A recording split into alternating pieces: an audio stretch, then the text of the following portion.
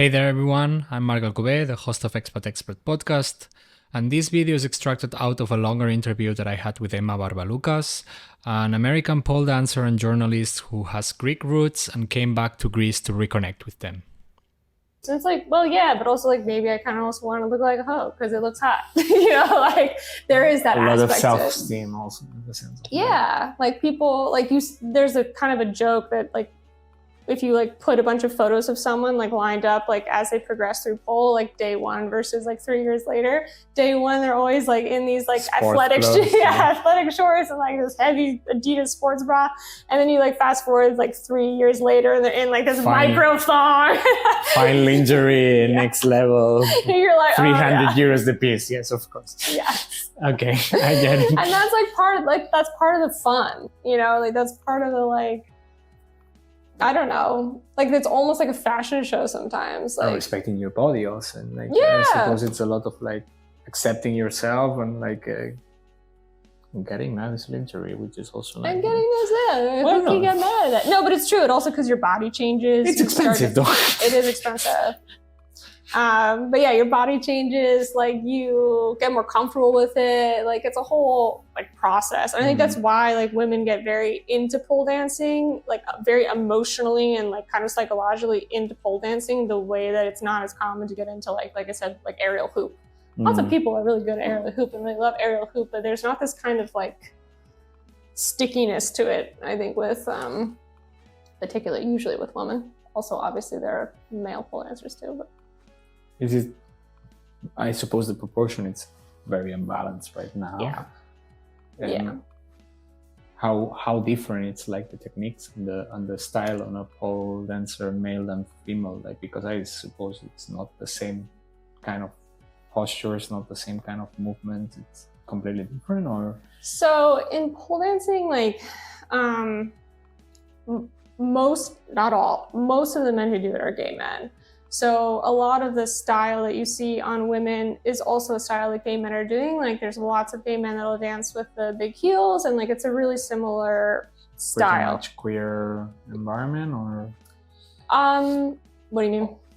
It's not only like the way of doing, but also the way of dressing, like doing a whole queer performance in the sense of like using that as an art of queer.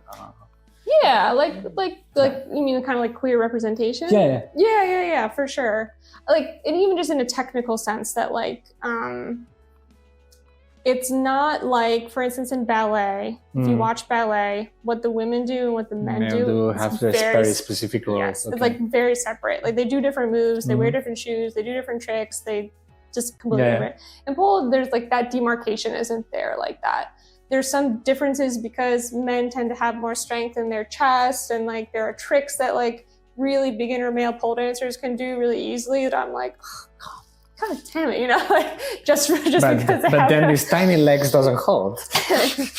Also the hair is not helpful, the man hair on the leg is not helpful. Anyway, there's not that like strict line like there tends to be similar, except for there are some like very rare examples, particularly European, Russian male straight pole dancers.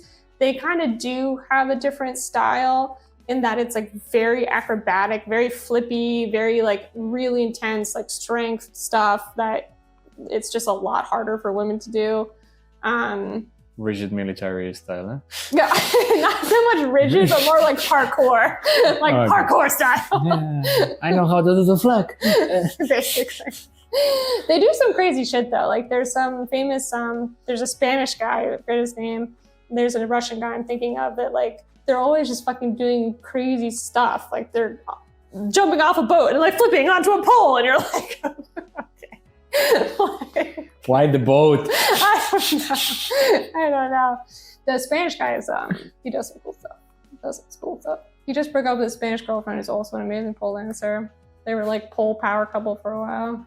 I feel it's like a kind of world where everyone knows everything, and even the small details. Oh gosh, Yeah, that's there's a lot of dangerous. That's drama. very dangerous. There's a whole. It's also like because of social media these days that like I Yeah. can personally talk about people I know in New York because that's my crowd and I Mm-hmm. know them. And then there's also like this whole social media world where like we can all talk about people that we've never met and like, but we know Oh, who they are. Have you heard they break up? Yeah. gosh. Exactly.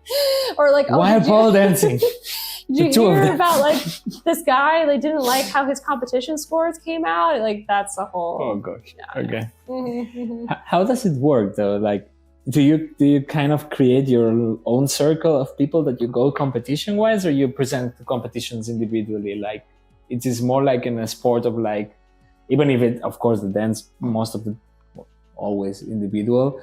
You go with a kind of clan or like a kind of a group of a same studio called whatever, and you have this fancy name, like a little bit like it sounds a little bit like the dance competitions at the end of hip hop, and or like they tend to be like this. Like, Yeah. you have your own crew of people that you always dance with, and you have your routines with them, and you have your exercises with them. Is it the same in pole dancing? If you liked this short video out of the full episode, you can find the link to it around here and in the description below. Of course, if you are also interested in checking out other episodes, please subscribe and like.